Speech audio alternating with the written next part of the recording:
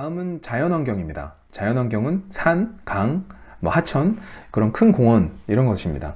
네, 집 근처에 큰 산이 있거나 공원이 있거나 강이 흐르는 자연환경 이런 것들이 상당히 중요한데요. 요즘에는 이런 부분들도 점차 중요해지고 있는 추세입니다. 아까도 보았던 준공업단지가 있다면 아무래도 소음과 공해로부터 자유롭지는 못할 건데요. 그리고 나서도 큰 서울대공원이나 올림픽공원, 용산공원처럼 큰 공원이 있는지 여부 이런 것들, 한강이나 탄천처럼 하천이 지난다면 더욱 좋을 겁니다. 거실에서 산이나 강이 보이는 경우에 이런 경관이 거실에서 보인다면 정말 끝내주는데, 산이 보이면서도 평지이면서 근처에 강도 흐르고 있다면 더할 나위 없는 명당이라고 볼 수가 있겠죠. 옛말에도 배산임수라고 하는 거 알죠? 배산임수에 해당하는 것으로서 이 부분은 결국 건강하고 행복하게 사는 아주 중요한 환경적인 요소가 됩니다. 그런 것을 고루 갖춘 지역이 강남, 특히 서초권, 내곡, 세곡, 송파, 잠실, 용산의 경우에는 동부이촌동, 이렇게 등등 이런 지역이 있을 것이고요. 한강이 보이는 곳이라면 마용성의 그 한강 근처에 있는 신축 아파트들이 해당이 될 수 있겠죠. 다만 이제 마포와 성동구는 고바위 지역이 좀 있어서, 언덕 지역이 있어서 이 부분은 좀 고민을 해봐야 될 것입니다. 분당도 탄천과 중앙공원, 불곡산, 영장산 이런 것들도 있어서 자연으로라면 단연코 최고라고 볼 수 있죠. 미군기지 이제 반납 중이죠. 반납하고 나면 용산공원 개발될 텐데, 용산공원이나 서울대공원, 마곡 인근의 서울식물원 이런 데 근처, 이런 데를 본인이 희망한 지역에 포함하고 있는 장소냐, 그런 것들을 많이 갖고 있느냐, 이런 것들을 파악해 봐야 합니다. 사실 자연환경은 서울이 아니라 수도권으로 멀어질수록 우수해질 수밖에 없죠.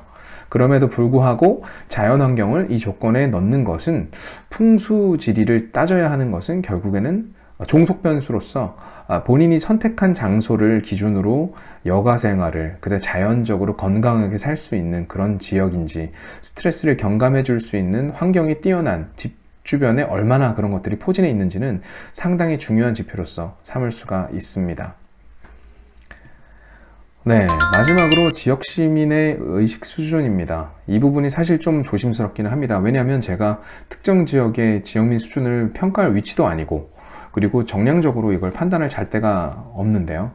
지극히 주관적으로만 말씀드리면 1호선 라인, 그리고 공업지역, 그 다음 외국인 노동자 지역, 그런 부분이 좀 조심하는 것이 좋다, 이렇게 이야기를 할 수 있습니다. 그리고 좀 젠트리피케이션이라고 해가지고 원래 거주하던 낙후 지역을 재개발해서 그 신흥 부유층들이 이제 많이 유입된 동네 있죠. 대표적으로 옛날에 달동네였던 금호동이나 옥수동 이런 것들이죠.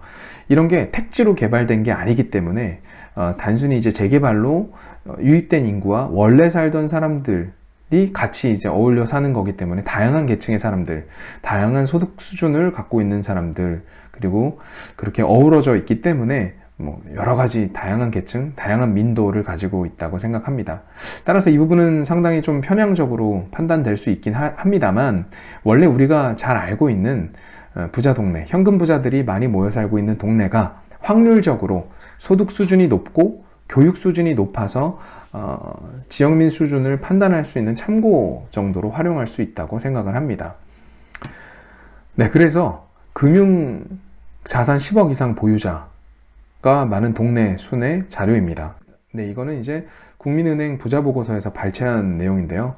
현금 및 금융자산을 10억 이상 가지고 있는 부자들의 숫자로 보았을 때 지금 그림처럼 강남, 서초, 송파, 그리고 분당, 수지, 일산, 목동 이 정도로 보여지고요.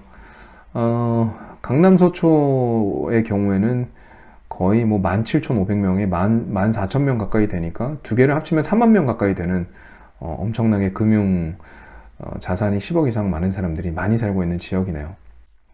네, 여기까지 부동산 입지를 판단할 수 있는 6가지 조건에 대해서 알아보았습니다. 네, 각 조건에 모두 고르게 포함되어 있는 지역으로는 결국에는 강남, 서초 전역, 송파, 잠실, 분당과 동부이촌동, 그 다음에 마용성, 서대문구의 신축 아파트, 목동, 마곡 정도를 꼽을 수가 있습니다. 조금 더 구체적으로는 뭐 강남 서초는 너무 워낙 광범위하고 잘 알고 있으니까 패스하고, 잠실 같은 경우에도 잠실 5단지 재건축의 대명사죠. 신천 잠실 세내 있는 인근의 아파트 파크리오, 진미크라고 해서 진주 미성 크로바 진주 미성 그 재건축하는 아파트죠. 그다음 아선이라고 해서 아시아 선수촌 아파트, 올선이라고 해서 올림픽 그 선수촌 아파트, 올페 올림픽 패밀리 아파트, 요 세 개가 유명합니다. 아선, 올선, 올회 이렇게 불러요. 그 다음에 헬리오, 신축 헬리오, 그 다음 좀 더 나아가서 위례 정도를 보는 것이 좀 볼만하고, 분당 판교 지역은 동판교, 서판교 지역과 야탑, 임해, 서현, 순회, 정자, 미금 요 정도를 보는 것이 좋을 것 같습니다. 그리고 용산에서는 동부이촌동 전역, 그리고 서빙고 신동아, 그리고 효창공원에 신축된 아파트들이 많이 있어요. 그쪽 보는 거. 마포 공덕 쪽에는 아이언뉴타운이죠. 아이언뉴타운의 핵심인데 마레프, 마포 레미안 푸르지오, 마레프 공자라고 불러요. 공자 마자, 공덕자이, 마포자이 뭐 이쪽을 비롯한 인근의 각종 신축 아파트들. 종로하고 서대문구에는 경자, 경희궁자이를 비롯해서 DMC 있는 그 신축 아파트들. 중구에서도 서센자라고 하죠. 서울역 센트럴 자이, 그쪽이나 각종 신축 아파트. 그리고 목동은 재건축에 요즘 이제 많이 탄력을 받아서 비싸죠. 목동과 마곡 같은 경우에도 신축으로 이렇게 보는 것이 좋겠습니다.